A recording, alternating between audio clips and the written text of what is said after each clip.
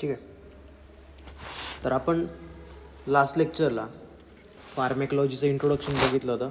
म्हणजे त्याच्यामध्ये बघितलं होतं की नेचर ऑफ किंवा डेफिनेशन्स बघितले होते आधी, म्हणजे ब्रांचेस ऑफ फार्मॅकॉलॉजी बघितलं होतं.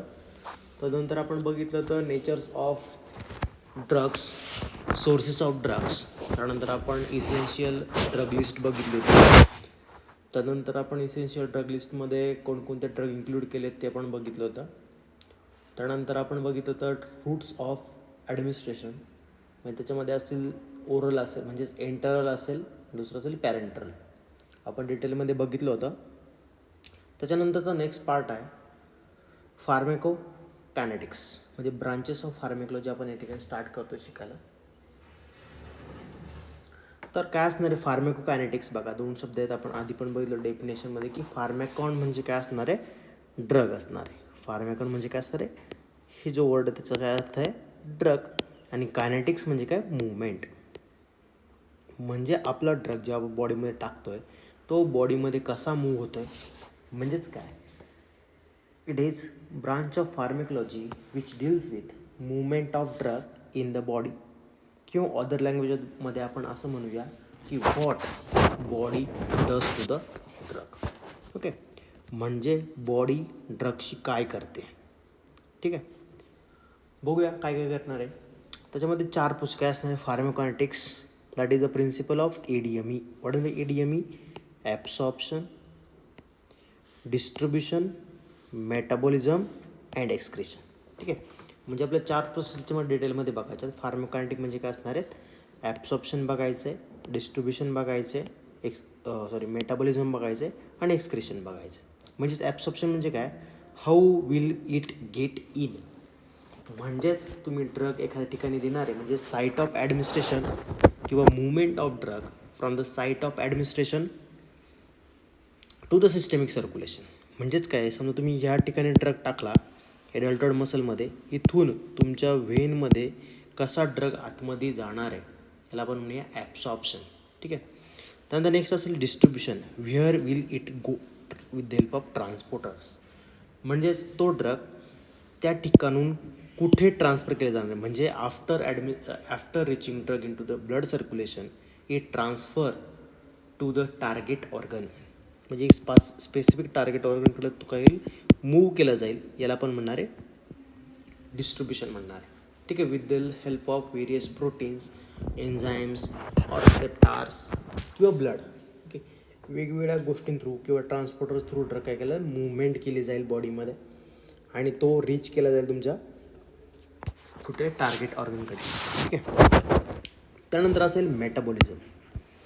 ओके, मेटाबॉलिझम याला आपण दुसरा पण एक शब्द आहे, काय असणार तो, बायो ट्रान्सफॉर्मेशन. म्हणून बायो ट्रान्सफॉर्मेशन, दोन शब्द बघा काय असेल, बायो अँड ट्रान्सफॉर्मेशन. ट्रान्सफॉर्म म्हणजे काय रे, काय असेल, ट्रान्सफॉर्म म्हणजे चेंज करणं. ओके, पण बायो म्हणजे काय, लिव्हिंग थिंग्स. म्हणजेच काय करणार आहे, बायो ट्रान्सफॉर्मेशन म्हणजे काय असेल, with the help of living system drug converted into the one form to the another form. that is काय असं, याच्यामध्ये 3 मेन फॉर्म असतील.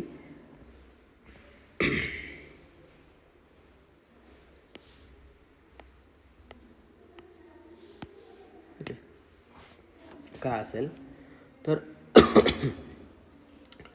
एक तर ड्रग तुमचा ॲक्टिव्हचा इनॅक्टिव्ह केला जाईल, किंवा इनॅक्टिव्हचा ॲक्टिव्ह केला जाईल, किंवा ॲक्टिव्हचा हायपर ॲक्टिव्ह केला जाईल. ओके, म्हणजेच काय असणार, मेटाबॉलिझम म्हणजे the conversion of or transformation of drug into, that is from active to inactive form, inactive to active form, or active to hyperactive form with the help of enzymes or enzymatic reaction. Okay, म्हणजेच काय, तुमचा drug हा convert केला जाईल एन्झाईम्समुळे किंवा enzymatic रिॲक्शन्समुळे. Okay, कुठून कुठे, एकतर ॲक्टिव्ह टू इनॅक्टिव्ह होईल तो ड्रग, त्यानंतर तो ड्रग इनॅक्टिव्ह असेल तर ॲक्टिव्ह केला जाईल, किंवा ड्रग तुमचा ॲक्टिव्ह असेल तर हायपर ॲक्टिव्ह केला जाईल with the help of various enzymes in the liver. Okay, लिव्हरमध्ये होणारी सगळी प्रोसेस. त्यानंतर एक्सक्रिशन.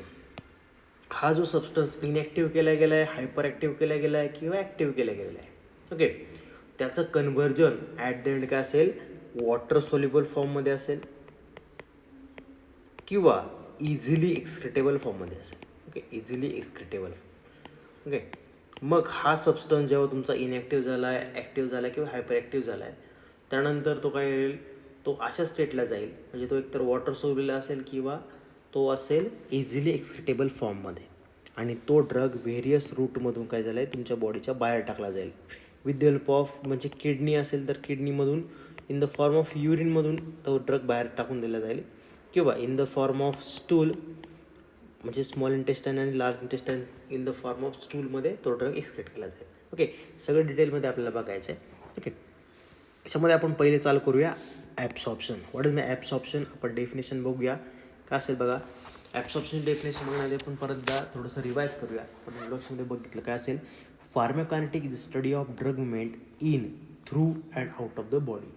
म्हणजे आपल्या बॉडीमध्ये ड्रगची मुवमेंट कशी होती आहे, कुठून ड्रग कुठे जातो आहे, त्याला आपण म्हणणार आहे काय म्हणणार आहे, आपण त्याला फार्माकोकायनेटिक म्हणणार आहे. Okay, which include 4 principal actions. कोणकोणते असणार आहे, absorption, distribution, metabolism, excretion. Okay, 4 process असणार आहेत. Once the drug is administered, it gets absorbed, that is enters into the blood, distributed to different parts of the body and reaches to the site of action. म्हणजे एखादा drug, for example तुमचं डोकं दुखतं आहे, तुम्ही एक गोळी खाल्ली, ओके, एक टॅबलेट खाल्ली, फॉर एक्झाम्पल ॲस्प्रिन टॅबलेट तुम्ही खाल्ली, तर तो ड्रग तुम्ही खाताय कुठे जाईल, तुमच्या स्टमकमध्ये जाईल. म्हणजेच काय होईल, तुमचा हा ड्रग तुम्ही ॲडमिनिस्टर्ड केला आहे. ओके, हा ड्रग काय केला, तुम्ही ॲडमिनिस्टर्ड केला आहे आणि त्यानंतर तो काय होणार, त्या स्टमकमधून तो तुमच्या ब्लडमध्ये ॲब्सॉर्ब केला जाणार आहे आणि त्या ब्लडमधून तो तुमच्या ब्रेनपर्यंत पोचवलं जाणार आहे. ओके, म्हणजेच after absorption the drug is distributed to the different parts of body and reaches to the its site of action, किंवा आपण त्याला सिम्पल लँग्वेजमध्ये म्हणूया टार्गेट साईट किंवा टार्गेट ऑर्गन. ओके, तिथपर्यंत पोहोचण्यासाठी तो डिस्ट्रीब्यूट केला जाईल. All this process involves passage of drugs molecule across the various barriers like intestinal epithelium, cell membranes and capillary barriers. भरपूर सारे बॅरियर्स त्या ठिकाणी त्याला काय क्रॉस करावे लागतील, जेणेकरून तो ड्रग त्या ठिकाणी ब्लडमध्ये रिच होईल किंवा त्या स्पेसिफिक ऑर्गनमध्ये पोचेल. Okay, to cross this barrier the drug has to cross the cell membrane.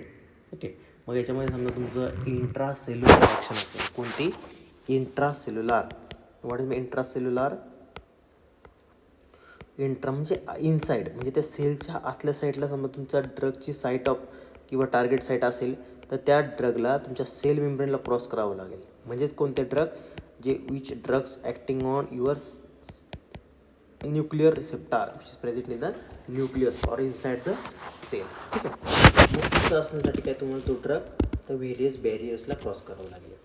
त्यानंतर movement of specific substance is regulated by specific carrier proteins. म्हणजे प्रत्येक ड्रग ट्रान्सफर करण्यासाठी काही ठिकाणी मॉलिक्युलर साईज खूप छोटी असेल तर तो त्या मेम्ब्रेनमधून पास होईल, पण काही कारणास्तव त्याची साईज मोठी असेल तर त्याला ट्रान्सफर होण्यासाठी वेगवेगळे कॅरियर प्रोटीनची गरज असेल. त्यानंतर तो काय ट्रान्सफर केला जातो. बघा, the junctions between adjacent epithelium or endothelium cells have pores through which small water molecules can pass proteins. छोटे छोटे जंक्शन असतात. What is my junctions, for example ही एक सेल आहे आणि ही एक सेल आहे, हे दोघांना कनेक्ट करणं काहीतरी जंक्शन असतं आणि याच्या थ्रू काय केलं जाईल, ट्रान्सफर केलं जाईल. प्रोटीन्स असतील, फॅट असेल, लिपिड असेल, मॅक्रोमॉलिक्युल्स जे आपल्याला गरजेचे आहेत ते सगळे काय ट्रान्सफर केलं जाईल आणि त्याच ज्या जंक्शन असतील त्या थ्रू तुमचा ड्रगही ट्रान्सफर केला जाईल. ठीक आहे, आता बायोलॉजिकल आपण एच पीमध्ये बघितलं आहे की what is my plasma membrane, biological membrane, किंवा आपण त्याला अजून एक नाव काय असेल त्याला म्हणूया सेल मेम्ब्रेन. ठीक आहे, त्याचा पण स्ट्रक्चर बघूया काय असेल. It is also called as plasma membrane and it is bilayer about 100 Angstrom. 100 Angstrom unit काय त्याचं तेवढी साईज आहे. And which is composed of phospholipids आणि कोलेस्ट्रॉल्स. हे कशापासून बनले, तुमच्या फॉस्फोलिपिड्स आणि कोलेस्ट्रॉलपासून बनलेली आहे.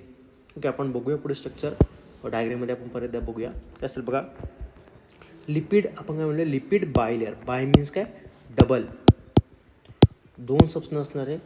ओके, हे 2 मेन कॉन्स्टिट्युएंट्स आहेत आणि यांच्यापासून काय असणार आहेत, डबल लेअर त्या ठिकाणी काय झाले, तयार झालेली आहे. ठीक आहे, आपण काय म्हणणार याला, lipid bilayer. Hydroxyl group of cholesterol molecules are polar groups.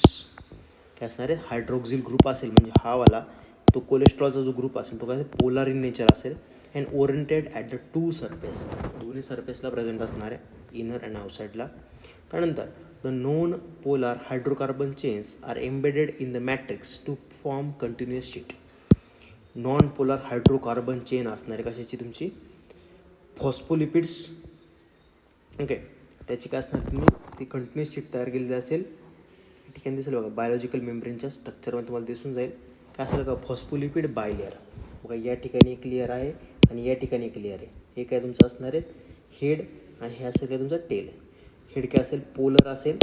Polar म्हणजे कशापासून बनलं आहे, कोलेस्ट्रॉलपासून बनलं किंवा कोलेस्ट्रॉलच्या हायड्रोक्सिल युनिटपासून बनलं आहे. आणि जे टेल असेल, टेल काय तुमचं नॉन पोलर त्याच्यापासून बनलेलं असणार आहे. ठीक आहे, बघा या ठिकाणी काय काय तुमची बायोलॉजिकल मेमरी कोणकोणत्या सबस्टन्सपासून बनलेली बघा, glycolipids. What is my glycolipids, glyco means glucose आणि लिपिड म्हणजे काय, फॅटीज किंवा ग्लिसरॉल आपण त्याला म्हणूया. ओके, हे यांच्यापासून कंपोजिशन झालं असल्यावर आपण ग्लायकोलिपिड्स म्हणूया. ग्लोब्युलर प्रोटीन असेल ना, ग्लायकोप्रोटीन असेल. ग्लायकोप्रोटीन म्हणजे काय, या ठिकाणी ग्लुकोज पण असेल तुमचा आणि प्रोटीन पण असेल. नंतर कोलेस्ट्रॉल असेल, कोलेस्ट्रॉलचा हायड्रोक्सिल ग्रुप या ठिकाणी म्हणजे दोन्ही साईडला प्रेझेंट बघा. इनसाईड म्हणजे एक्स्ट्रा सेल्युलर स्पेसमध्ये पण आहे, इंट्रासेल्युलर स्पेसमध्ये पण आहे.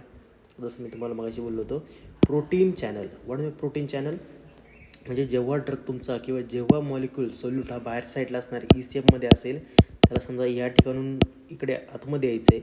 ओके, अशा वेळेस काय केलं, प्रोटीन चॅनल्स या ठिकाणी गरजेचे असणार आहेत. नंतर पेरिफेरल प्रोटीन्स असतील.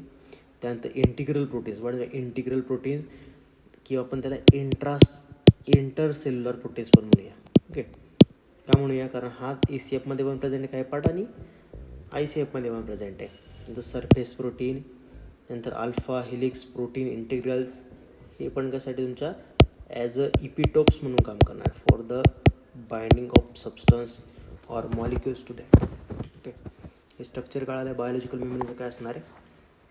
त्यानंतर बघा नेक्स्ट पार्ट आहे आपला फार्मेकोलॉजीचा. आपण ते पिक्चर रिलेटेड बघितलं किंवा आपल्याला थोडंसं इंट्रोडक्शन करावं किंवा थोडीशी माहिती असण्यासाठी आपण बायोलॉजिकल मेम्ब्रेनचं स्ट्रक्चर बघितलं. त्यानंतर आपण बघूया transport across the biological membrane.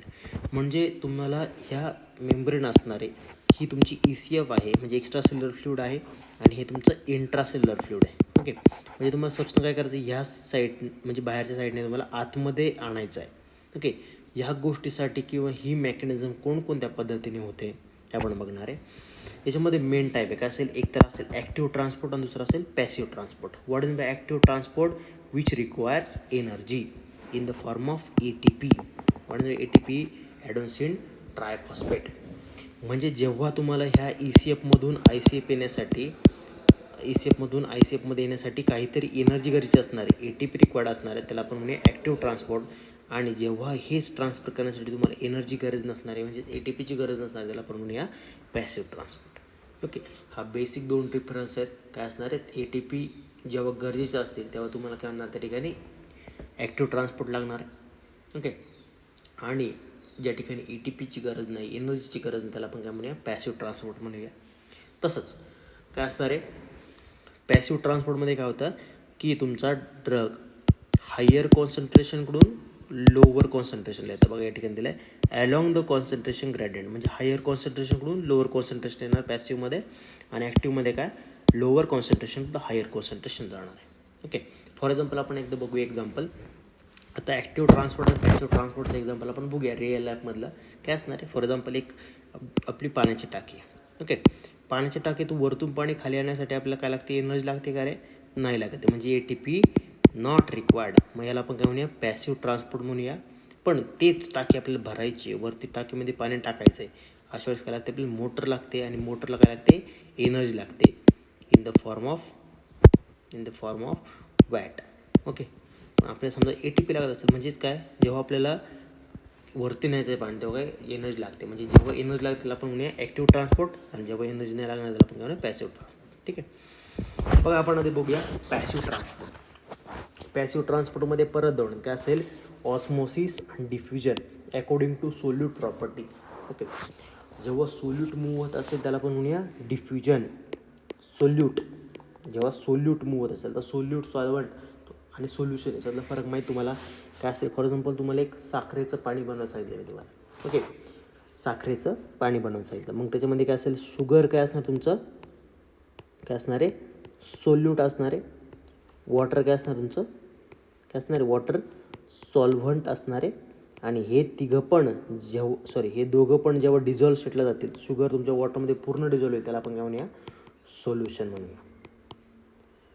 ठीक आहे, मग बघूया आपण काय असणार आहे.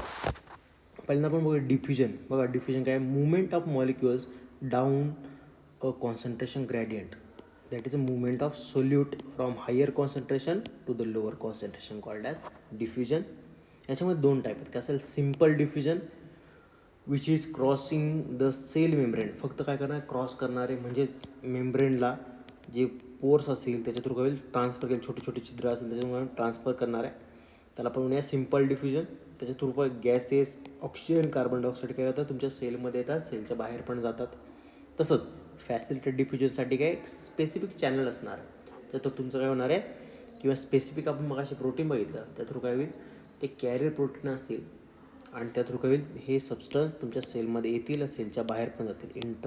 Extracellular fluid to intracellular fluid होतील, किंवा इंट्रासेल्युलर फ्लुइड टू एक्स्ट्रासेल्युलर फ्लुइडमध्ये ट्रान्सफर केले जाते अकॉर्डिंग टू कॉन्सन्ट्रेशन ग्रेडियंट. सेलमध्ये आतमध्ये कॉन्सन्ट्रेशन वाढलं असेल तर सेलच्या बाहेर जातील, आणि सेलच्या बाहेर कॉन्सन्ट्रेशन वाढलं तर सेलच्या आतमध्ये येतील. Okay, with the help of this protein channels. ठीक आहे, हे झालं. आणि त्यानंतर असेल ऑस्मोसिस. बघा ऑस्मोसिस काय, मग तुम्हाला सांगितलं, डिफ्युजन कशी प्रोसेस तुमची सोल्यूटचे डिपेंड, म्हणजे सोल्यूट मुवमेंट होणार आहे. आणि ऑस्मोसमध्ये काय होतं, तुमचं सॉल्वंट मूव्ह होतं आहे. काय मुवमेंट होते, सॉल्वंट मुवमेंट होते. ओके, फ्रॉम द कुठून, movement of solvent from lower concentration region of solute to higher concentration solute region. ठीक आहे, आणि त्यानंतर असेल नेक्स्ट असेल ॲक्टिव्ह ट्रान्सपोर्ट. काय असेल active transport, it requires energy and transfer of molecules or substance from the lower concentration to the higher concentration. याच्यामध्ये बघा काय असेल, तर असेल चॅनल्स थ्रू. ओके, म्हणजे असेल त्या ठिकाणी प्रायमरी ॲक्टिव्ह ट्रान्सपोर्ट आणि दुसरं असेल सेकंडरी ॲक्टिव्ह ट्रान्सपोर्ट. आणि नेक्स्ट असेल तुमच्या डिरेक्ट तुमच्या सेल थ्रू होत असेल, त्याला आपण एंडोसायटोसिस आणि एक्झोसायटोसिस. एंडो म्हणजे काय रे, एंडो म्हणजे इनसाईड, म्हणजे तुमचा सबस्टन्स एखादा सेलच्या बाहेरून सेलच्या आतमध्ये येत असेल with the help of this process, त्याला आपण म्हणूया एंडोसायटोसिस. आणि एखादा सबस्टन्स तुमच्या सेलच्या आतमधून बाहेर जात असेल त्याला आपण म्हणूया एक्झोसायटोसिस. ओके, त्याच्यामध्ये पण दोन आहेत, एक तर असेल पिनोसायटोसिस आणि फॅगोसायटोसिस. फॅगोसायटोसिस म्हणजे काय असेल, सॉलिड मॉलिक्यूल त्या ठिकाणी खायचं आहे, म्हणजे फॅगोसायटोसिस म्हणजे खाणे, त्याचं आपण सेल इटिंग. आणि जेव्हा एखादा सबस्टन्स तुमचा लिक्विडमध्ये असेल, लिक्विड ड्रॉपलेट असेल किंवा लिक्विड स्टेटला असेल, आणि तो तुमच्या सेलने ईट केला किंवा खाऊन घेतला किंवा ड्रिंक केला, त्याला आपण म्हणूया सेल ड्रिंकिंग ऑर पिनोसायटोसिस. ठीक आहे, आणि याच्यामध्ये बघूया आपण कॅरियर डिपेंडंट ॲक्टिव्ह ट्रान्सपोर्ट. त्यामध्ये दोन टाईप आहेत, एक तर असेल प्रायमरी ॲक्टिव्ह ट्रान्सपोर्ट आणि सेकंड असेल सेकंडरी ॲक्टिव्ह ट्रान्सपोर्ट. त्याचं एक्झाम्पल आपण पुढे बघूया डिटेलमध्ये. बघा परत एक डायग्राम याची आपल्याला जास्त डिटेलमध्ये कळेल. काय असेल बघा, पॅसिव्ह ट्रान्सपोर्ट. ओके, बघा पॅसिव्ह डिफ्युजन काय, डिरेक्ट तुमच्या सेलचा जो पोर्स असेल त्या थ्रू काय तुमचा सबस्टन्स सेलमध्ये एंटर होतं आहे. फॅसिलिटी डिफ्युजनमध्ये काय होतं आहे, या ठिकाणी काहीतरी एक स्पेसिफिक कॅरियर मेडिएटेड प्रोटीन आहे, त्या थ्रू काय तुमचा सबस्टन्स या ठिकाणून ECF टू ICF मूव्ह होईल. हे ECF आहे आणि हे तुमचा ICF आहे. ठीक आहे, आणि त्यानंतर सिलेक्टिव्ह मेडिएटेड किंवा सिलेक्टिव्ह फॅसिलिटेड ट्रान्सपोर्ट किंवा डिफ्युजन. या थ्रू काय तुमचा सबस्टन्स सिलेक्टिव्हली, म्हणजे समजा एक चॅनल असेल, फॉर एक्झाम्पल चॅनल असेल तुमचा सोडियमचा, तर त्या थ्रू काय तुमचा सोडियमच आतमध्ये येईल, पोटॅशियमचा असेल फक्त पोटॅशियम आतमध्ये येईल, क्लोरीनचा असेल तर क्लोरीनच आतमध्ये येईल, म्हणजे काय स्पेसिफिक ऑर सिलेक्टिव्ह फॅसिलिटेड डिफ्युजन असणार. हे झालं डिफ्युजनचं. ओके, किंवा प्रायमरी किंवा आपण त्याला म्हणूया पॅसिव्ह डिफ्युजन किंवा पॅसिव्ह ट्रान्सपोर्ट. ठीक आहे, आणि नेक्स्ट असेल तुमचं ॲक्टिव्ह ट्रान्सपोर्ट. काय तुमचं असेल एक्झाम्पल,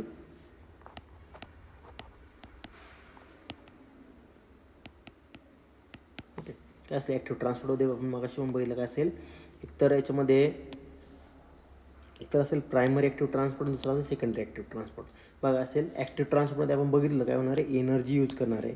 एनर्जीचं म्हणजे ॲडेनोसिन ट्रायफॉस्फेटचं कन्वर्जन ॲडेनोसिन डायफॉस्फेटमध्ये झालं आहे, म्हणजेच काय एक मॉलिक्यूल त्या ठिकाणी यूज केला गेला आहे आणि त्या थ्रू तुमचा substance ECF to ICF move केला गेला आहे. ओके, ECF टू ICF म्हणजे एक्स्ट्रा सेल्युलर फ्लुइडमधून इंट्रासेल्युलर फ्लुइडमध्ये ट्रान्सफर केला गेला आहे किंवा लो कॉन्सन्ट्रेशनपासून हायर कॉन्सन्ट्रेशनला ट्रान्सफर केलं गेलं आहे with the help of energy. Okay, त्यानंतर सेकंड आहे सेकंडरी ॲक्टिव्ह ट्रान्सपोर्ट. याच्यामध्ये बघा काय दिलं आहे, याच्या ठिकाणी एकच ॲरो दिसतो आहे, या ठिकाणी काय डबल ॲरो दिसतो आहे बघा. किंवा आपण एक्सचेंज म्हणूया, पण मग एक्सचेंज काहीतरी द्यायचं आहे आणि काहीतरी घ्यायचं आहे. म्हणजे इन्स्टेड ऑफ एकाच टायमाला काय होईल, दोन्ही सबस्टन्स, एक सबस्टन्स आतमध्ये येईल आणि त्याच्या इन्स्टेड ऑफ दुसरा सबस्टन्स सेलच्या बाहेर जाईल. त्यानंतर नेक्स्ट असेल एंडोसायटोसिस. बघा काय असेल एंडो म्हणजे आपण मगाशी बघितलं, एंडो मीन्स इनसाईड, म्हणजे बाहेरून काय होणार आहे, एक सबस्टन्स आतमध्ये घेतला जाणार आहे आणि तो सबस्टन्स समजा किंवा आपल्या बॉडीमधला एखादा सबस्टन्स बाहेर टाकला जाईल, त्याला आपण म्हणूया एक्झोसायटोसिस. ठीक आहे, कळालं की हे transport across the cell. Okay, आपण डिटेलमध्ये चालू करूया. What is the passive transport. Okay, मग अशा आपण डेफिनेशन सांगितले, तर कोणाला आठवते का काय असेल passive transport? It is a transport of solute. ही काय सोल्यूटची प्रॉपर्टी आपण मगाशी बघितलं होतं. डिफ्युजन काय असणार तुमचं, diffusion is property of solute. Solute या ठिकाणी काय केलं जाईल, higher temperature to the higher concentration to the lower concentration transfer केलं जाईल. ओके, पॅसिव्ह ट्रान्सपोर्ट म्हणजे या ठिकाणी अजून एक काय आहे की या ठिकाणी एनर्जी यूज केली जाणार नाही. No need of energy, energy use केली जाणार नाही आणि सोल्यूट तुमचं काय कुठून कुठे जाईल, higher concentration to the lower concentration. बघा दिसते का या ठिकाणी, मग काय असेल molecules move higher concentration the lower concentration, no need of energy there is required. म्हणजे एनर्जी देखील लागणार नाही आणि मुवमेंट कुठून कुठे होते, हायर कॉन्सन्ट्रेशन या ठिकाणी जास्त मॉलिक्युल्स आहेत आणि यात लोक हे ट्रान्सफर केले जाते लोअर रिजनला. ठीक आहे, याच्यामध्ये परत पॅसिव्ह ट्रान्सपोर्टचे परत त्या ठिकाणी पार्ट्स काय असेल, diffusion. What is my diffusion, मग असे बघितलं सिम्पल डिफ्युजन आणि फॅसिलिटेड डिफ्युजन. बघा higher concentration to the lower concentration रिजनला ट्रान्सफर केले गेले आहेत. कधीपर्यंत होणार पण, इक्विलिब्रियमपर्यंत. कधी इक्विलिब्रियम अचीव होत नाही तोपर्यंत. व्हॉट इज माय इक्विलिब्रियम, जेव्हा बाहेर सबस्टन्स पण 5 आहेत आणि आतमध्ये पण सबस्टन्स 5 आहेत, तेव्हा काय होईल स्टॉप केली जाईल. ओके, पण ही होत नाही, कारण का आतमध्ये काय होणार त्या ठिकाणी सबस्टन्स म्हणजे आतमध्ये कॉन्सन्ट्रेशन सॅच्युरेट होणार नाही आहे, म्हणून आतलं कॉन्सन्ट्रेशन कधी पण आपल्याला कळणार नाही, म्हणून सबस्टन्स बाहेरून आतमध्ये कायम ट्रान्सफर केला जाईल. ठीक आहे, त्यानंतर डिफ्युजनमध्ये बघा काय असेल, diffusion is a means of transport. काय असेल डिफ्युजन, मीन्स ऑफ ट्रान्सपोर्ट. याच्यामध्ये आपण बघूया काय असेल, पहिले 3 पार्ट्स काय आहेत बघा. It is a passive transport. काय असेल, तुमचा substance higher region to the lower region transfer केला गेला आहे, त्यानंतर higher region to the lower रिजनला ट्रान्सफर केला गेला आहे, पण या ठिकाणी काय कॅरियर त्या ठिकाणी प्रोटीन इन्व्हॉल्ड आहे. आणि नेक्स्ट असेल हे जे असेल तुमचं ॲक्टिव्ह ट्रान्सपोर्ट. ॲक्टिव्ह ट्रान्सपोर्ट म्हणजे काय असेल, या ठिकाणी तुमचा lower region to the higher region तुमचा काय सबस्टन्स ट्रान्सफर केला गेला आहे with the help of carrier protein and which uses energy in the form of ATP. या ठिकाणी काय ATP यूज करतो आहे. ठीक आहे, त्यानंतर आपण बघूया पॅसिव्ह डिफ्युजन काय. ओके, पॅसिव्ह डिफ्युजन काय आहे ते पण बघून घेऊया. The drug moves from the region of higher concentration to the lower concentration. आपण जसं मगाशी बघितलं डिफ्युजन काय प्रोसेस आहे, कशाची प्रॉपर्टी आहे, सोल्यूटची प्रॉपर्टी आहे. आणि सोल्यूट काय होईल, मूव्ह होईल कुठून कुठे, region of higher concentration to the lower concentration. Passive diffusion of the water molecules through and aqueous pores and passive diffusion of lipid molecules dissolve in the membrane. म्हणजेच काय होईल, तुमचा सबस्टन्स समजा वॉटर सोल्युबल असेल तर तो aqueous पोरमध्ये, मी तुम्हाला मगाशी सांगितलं, जेव्हा तुमची लिपिड मेम्ब्रेन आहे याच्यामध्ये छोटी छोटी छिद्र असणार आहेत, ओके, पोर्स, ओपन पोर्स असणार आहेत, आणि त्या थ्रू काय तुमचा सबस्टन्स ठिकाणी ट्रान्सफर केला जाईल तुमच्या सेलच्या ECF टू ICFमध्ये, ओके, म्हणजे extracellular fluid to the intracellular fluid transfer केला जाईल.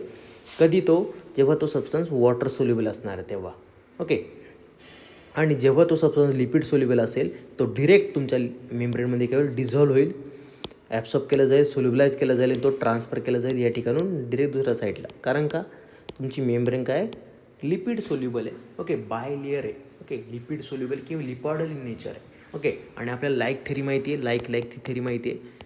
जेव्हा लिपिड सोल्युबल सबस्टन्स असेल तो लिपिडमध्ये डिझॉल्व्ह होणार आहे, वॉटर सोल्युबल असेल तो वॉटरमध्ये डिझॉल्व्ह होणार आहे, ओके. समजा तुमची मेम्ब्रेन वॉटर सोल्युबल असते किंवा वॉटर सबस्टन्स डिझॉल्व्ह करून घेत असते, तर काय होणार, हे सबस्टन्स डिझॉल्व्ह झाले असते आणि ट्रान्सफर केले असते, पण तुमची मेम्ब्रेन कोणती, लिपॉइडल नेचरची आहे, म्हणून ती ट्रान्सफर करता येणार नाही, ओके. म्हणून नंतर बघा, passive diffusion does not involve carrier, is not saturable and shows low structural specificity, okay. म्हणजे तुमचा सबस्टन्स काय या ठिकाणी, तुमचा हीट पॅसिव्ह डिफ्युजन काय असणार आहे, डज नॉट चूज इन किंवा does not involve in carrier, कोणत्या प्रकारचा कॅरियर नसणार आहे, आणि इज नॉट सॅच्युरेबल म्हणजे हा सॅच्युरेट होणार नाही. म्हणजे जेव्हा तुम्ही कधी सबस्टन्स टाकणार आहे ECFमध्ये तर तो नक्कीच आतमध्ये घेतला जाणार आहे ICFमध्ये. असं कधीच होणार नाही का तो सबस्टन्स ट्रान्सफर होत नाही with the help of passive, कारण तो सॅच्युरेट होणार नाही, कारण सॅच्युरेशन का होत नाही आहे. फॉर एक्झाम्पल तुम्ही एक ड्रग खाल्ला, फॉर एक्झाम्पल तुम्ही पॅरासिटामॉलची टॅबलेट खाल्ली, ओके, तुम्ही खाताय, ओके, ही कुठे जाते, तुमच्या स्टमकमध्ये जाते, आणि ती कुठे जाणार, तुमच्या ब्लड वेसल्समध्ये जाणार आहे, ओके. आपल्या बॉडीमध्ये किती ब्लड आहे, 4 to 5 लिटर्स आहे किंवा more than that, up to 6 litres, okay. पण हे काय ब्लड काय होते, मूव्ह होते.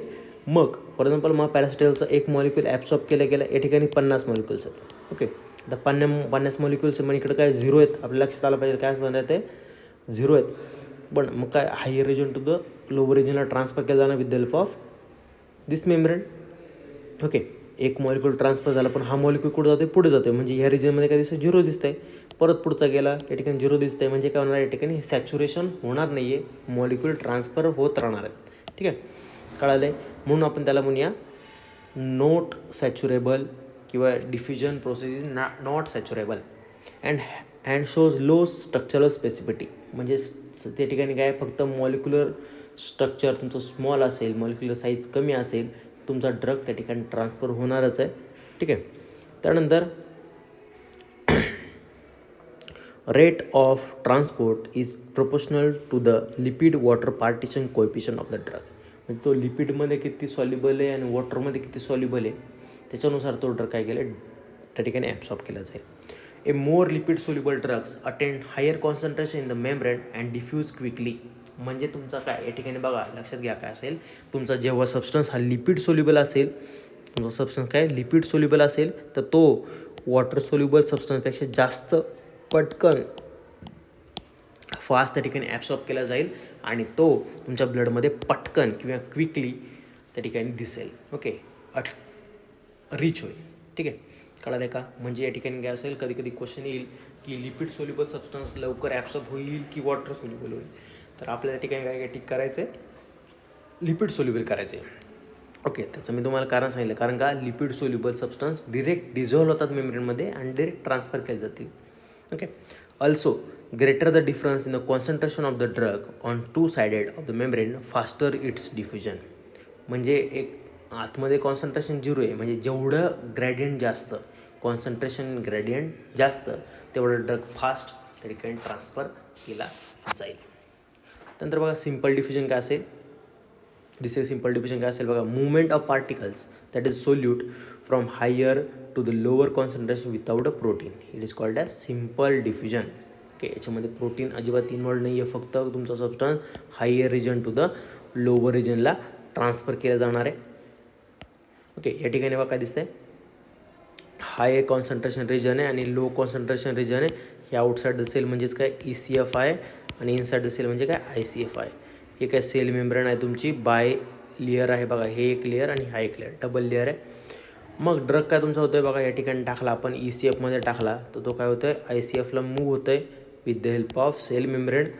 ओके, आणि जेव्हा इक्विलिब्रियम अचीव केलं जाईल तेव्हा त्या ठिकाणी ट्रान्सफर होणार नाही. पण जास्त करून काय होणार, सॅच्युरेशन होत नाही म्हणून ट्रान्सफर चालूच राहणार आहे, कारण आपल्याला माहिती आहे हे पार्टिकल्स काय करणार, मूव्ह होत राहणार आहे पुढे पुढे. सेकंड असेल facilitated diffusion. What is the facilitated diffusion, ज्या ठिकाणी काय असणार आहे त्या ठिकाणी unique form of carrier transport किंवा कॅरियर प्रोटीन त्या ठिकाणी असणार आहे, त्याला आपण facilitated diffusion. But it does not required or does not depend on the energy. या ठिकाणी एनर्जी त्या ठिकाणी यूज केली जाणार नाही आहे, फक्त तुमचा ड्रग हा ट्रान्सफर केला जाईल with the help of carrier proteins. Okay, this carrier proteins undergoes conformational changes. What is my conformational changes, स्वतःच स्ट्रक्चरमध्ये काय केलं, चेंज केले जातील आणि substance ECF to ICF move केला जाईल, ECF टू ICF मूव्ह केला जाईल. त्यानंतर it allows moving them from and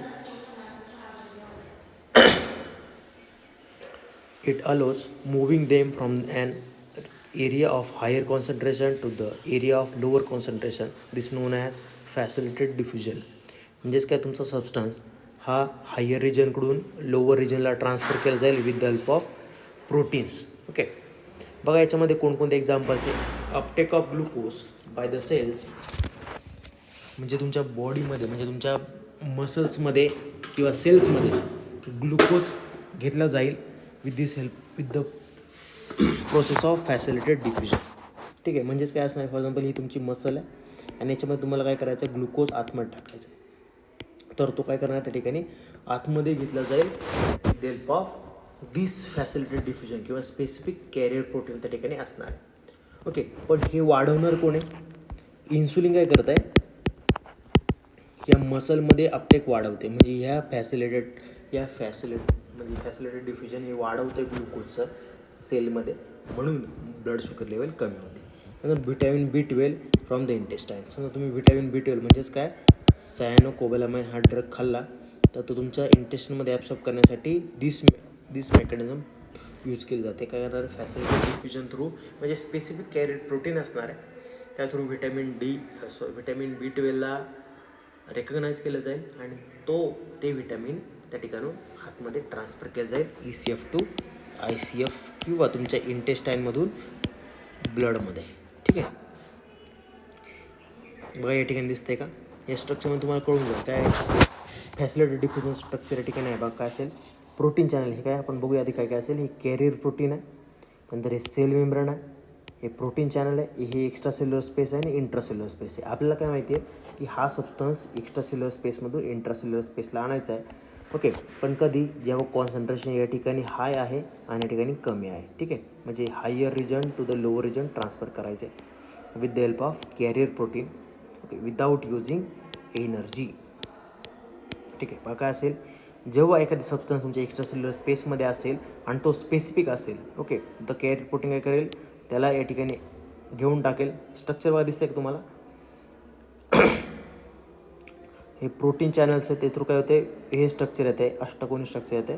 पण या ठिकाणी बघा स्पेसिफिक कॅरियर आहे, जेव्हा हा सबस्टन्स या ठिकाणी कनेक्ट होईल त्यानंतर तो ट्रान्सफर केला जाईल. पण स्ट्रक्चर बघा काय, या ठिकाणी आधी स्ट्रक्चर कसं होतं प्रोटीनचं, असं होतं, त्यानंतर ते असं झालं आणि त्यानंतर असं झाल्यानंतर काय होतं, तुमचं मुवमेंट काय होते, एक्स्ट्रासेल्युलर टू इंट्रासेल्युलरली मूव्ह होते, म्हणजेच कन्फर्मेशनल चेंज होते, म्हणजे structural changes of the carrier protein by which drug is transported from the extracellular fluid to the intracellular fluid. ठीक आहे, त्याला आपण म्हणूया फॅसिलिटेड डिफ्युजन. याच्यामध्ये काय दोन एक्झाम्पल आपण बघितले, uptake of the glucose by the cells आणि absorption of the vitamin B12 in to the intestine. त्यानंतर नेक्स्ट आहे ऑस्मोसिस. वाढ में ऑस्मोसिस आपण आधी पण बघितलं होता. डिफ्युजन काय प्रोसेस तुमची सॉल्यूट प्रॉपर्टीवर डिपेंड असणार आहे आणि ऑस्मोसिस काय असणार तुमची सॉल्वंट प्रॉपर्टी डिपेंड असणार आहे. बघा डिफ्युजन आपण बघितलं असेल, higher concentration to the lower concentration रिजनला ट्रान्सफर केलं गेलं आहे. आणि ऑस्मोसिस काय असणार आहे तुमचं, या ठिकाणी काय सोल्यूटचं कॉन्सन्ट्रेशन जास्त आहे, मग सॉल्वंट काय करणार आहे आणि सॉल्वंटचं कॉन्सन्ट्रेशन कमी आहे, मग हे सॉल्वंटचं कॉन्सन्ट्रेशन वाढवण्यासाठी या ठिकाणी तुमचा substance semi permeable membrane through transfer केलं झालं, आपण म्हणूया ऑस्मोसिस. ठीक आहे, movement of solvent from the lower region of movement of the solvent from the lower region of solute to the higher region of solute. It called as osmosis. बघा, the movement of water in the biological context, osmosis refer to the spontaneous movement of water molecules across the semipermeable membrane from the region of low solute concentration, that is higher water potential, and region of higher solute concentration, that is low water potential. ठीक आहे, म्हणजे low solute कॉन्सन्ट्रेशनपासून higher solute कॉन्सन्ट्रेशनला transfer केलं जाईल solvent. Okay, not a solute. ही सॉल्वंटची property. Osmosis काय सॉल्वंटची प्रॉपर्टी आहे, डिफ्युजन सोल्यूटची प्रॉपर्टी आहे. ठीक आहे, तर नेक्स्ट आपण बघूया, हे झालं पॅसिव्ह ट्रान्सपोर्ट. नंतर बघूया आपण active transport. What is my active transport? आपण मग अशी बघितलं ॲक्टिव्ह ट्रान्सपोर्ट काय असणार आहे, transfer of substance from the lower region किंवा lower concentration to the higher concentration with the help of energies. ठीक आहे, काय असणार आहे बघा, दिसतंय का, ही लोअर कॉन्सन्ट्रेशन रिजन आहे आणि हा काय तुमचा हायर कॉन्सन्ट्रेशन रिजन आहे. मग हा इकडून ट्रान्सफर करायचा आहे, पण या ठिकाणी काय एनर्जी यूज केली गेली आहे, त्याला आपण काय म्हणूया, ॲक्टिव्ह ट्रान्सपोर्ट म्हणूया. ओके, बघा, active transport is a energy driven. या ठिकाणी एनर्जी लागणार in the form of ATP, transportation of ions, small molecules and solutes across the biological membrane against an electrochemical gradients, that is a concentration gradient from the lower concentration to the higher concentration. okay, transfer केला जाईल with the help of energy. याच्यामध्ये दोन type आहेत, काय असेल, एक तर असेल प्रायमरी ॲक्टिव्ह ट्रान्सपोर्ट आणि दुसरा असेल secondary active transport. What is primary active transport? या ठिकाणी डिरेक्ट ॲक्टिव्ह ट्रान्सपोर्ट केलं जाईल, म्हणजेच काय, ज्या ठिकाणी जो मॉलिक्यूल असेल किंवा जो ट्रान्सपोर्ट असेल तो त्या ठिकाणी काय करेल, एनर्जी यूज करेल, त्याला आपण म्हणूया प्रायमरी ॲक्टिव्ह ट्रान्सपोर्ट. बघा, this categories of active transport directly employs the uses of metabolic energy to translocate substance across the cell membrane.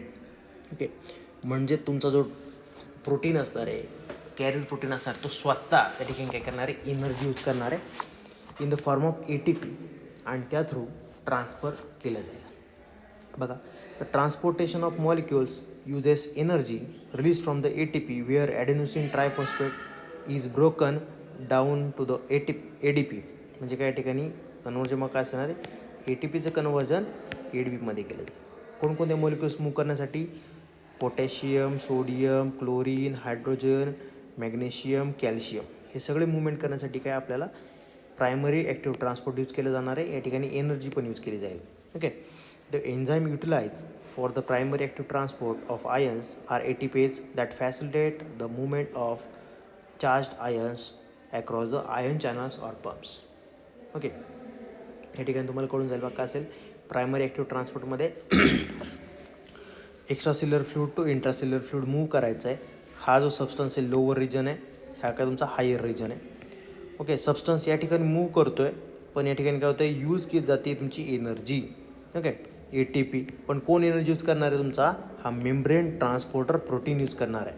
त्याच्यामुळे आपण काय म्हणूया, प्रायमरी ॲक्टिव्ह ट्रान्सपोर्ट म्हणूया. त्याचं एक्झाम्पल बघा, सोडियम पोटॅशियम पंप.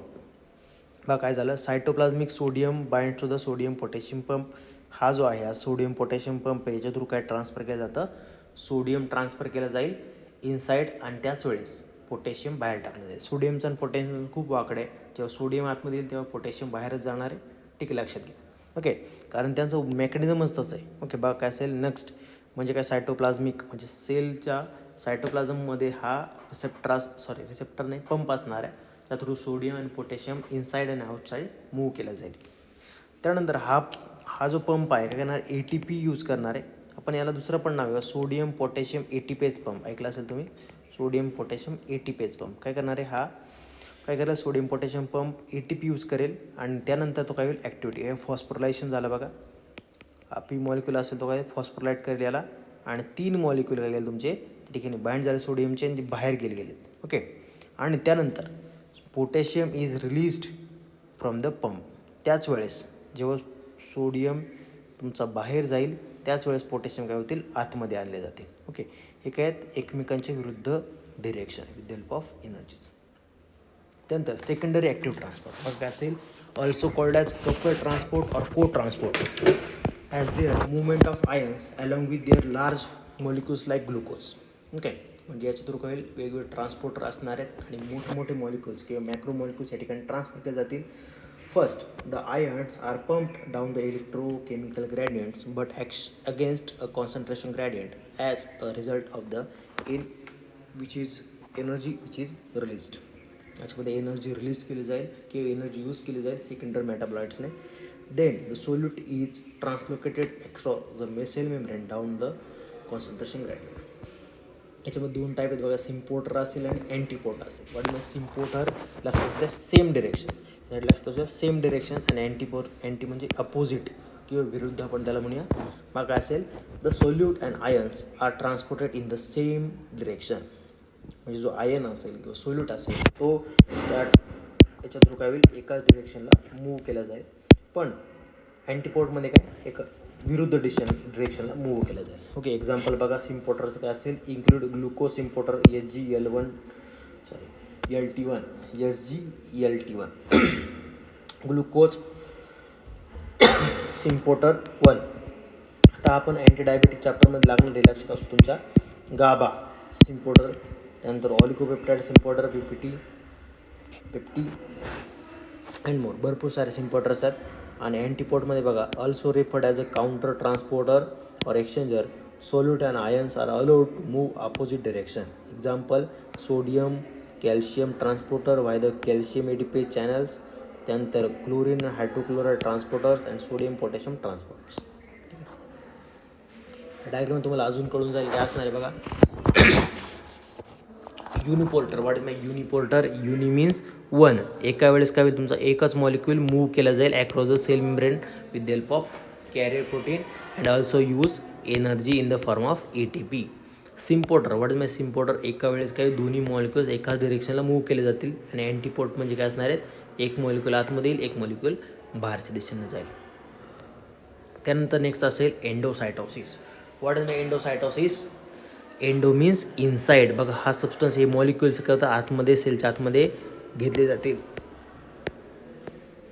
आणि एक्झोसायटोसिस म्हणजे काय असेल, आतले मॉलिक्युल्स किंवा आतला सबस्टन्स सेलच्या बाहेर टाकण्याचा प्रयत्न केला जाईल. ठीक आहे, बघा एंडोसायटोसिस आपण परत बघूया काय असेल. Endocytosis is a process in which a drug or endocytosis is a process in which a cell takes in materials from the outside by the engulfing and fusing them with the plasma membrane. बघा काय होतं आहे, या ठिकाणी 3 types आहेत, फॅगोसायटोसिस, पिनोसायटोसिस आणि receptor mediated एंडोसायटोसिस. बघा असेल म्हणजे तुमचा एक लार्ज पार्टिकल्स असेल तो या ठिकाणी इंगल्फ केला जाईल आणि त्यानंतर ट्रान्सफर केला जाईल. त्यानंतर समजा हा असेल तुमचं लिक्विड मॉलिक्युल्स, हा जो ट्रान्सफर केलेला आपण पिनोसायटोसिस म्हणूया. आणि समजा substance which having specific binding site, तो तुमच्या रिसेप्टरला बाइंड केलं जाईल आणि त्यानंतर व्हेसिकल फॉर्म केल्यानंतर आतमध्ये आणले जातील, त्याला पण receptor mediated transport system or endocytosis. ठीक आहे, विटॅमिन B12 या ठिकाणी ॲब्सॉर्ब केलं जाईल. त्यानंतर नेक्स्ट असेल एंडोसायटोसिस. What is एंडोसायटोसिस? एंडोसायटोसिस म्हणजे आपण आतमध्ये असणार आहे. एक्झोसायटोसिस म्हणजे काय असेल, exocytosis is the process by which cell moves material from within a cell into extracellular fluids. Exocytosis occurs when a vesicle fuse with the plasma membrane and allowing its content to the release outside the cells. म्हणजे substance हा सेलच्या बाहेर टाकायचा आहे. For example आपले neuro transmitters आपले काही व्हेसिकल्समध्ये असणार आहेत आणि with the help of exocytosis process through सिनॅप्समध्ये रिलीज केले जाते. Synapse is a space between 2 neurons. ठीक आहे, त्यानंतर नेक्स्ट डिफरन्स बघूया आपण काय असेल डिफरन्स. जसं आपण आधीच बघितलं असेल डिफरन्समध्ये बघा, एंडोसायटोसिस म्हणजे काय असणार आहे, सेलच्या आतमध्ये येणारे आणि एक्झोसायटोसिस म्हणजे सेलच्या बाहेर जाणारे. बघा एंडोसायटोसिस काय असेल, it is a process of engulfing the material from the external environment in to the cell. आणि एक्झोसायटोसिस म्हणजे काय असेल, is a process eliminating the substance or material from the cell in to the external environment. म्हणजे काय असतं, तुमचा ही movement कडून असणार तुमची ECF2 ICF असणार आहे आणि ही मुवमेंट उलटी तुमची काय असेल ICF2 ECF असणार आहे.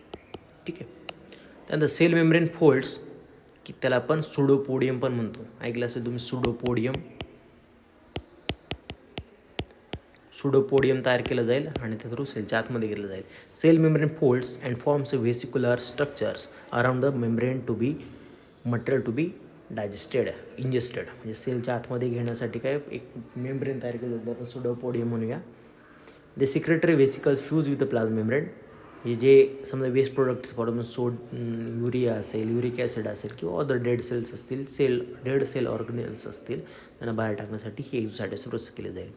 त्यानंतर the primary purpose of the phagocytosis or endocytosis is absorption of nutrients, elimination of old cells and neutralizing pathogenic material, म्हणजे खाऊन टाकायचे दुसऱ्याला.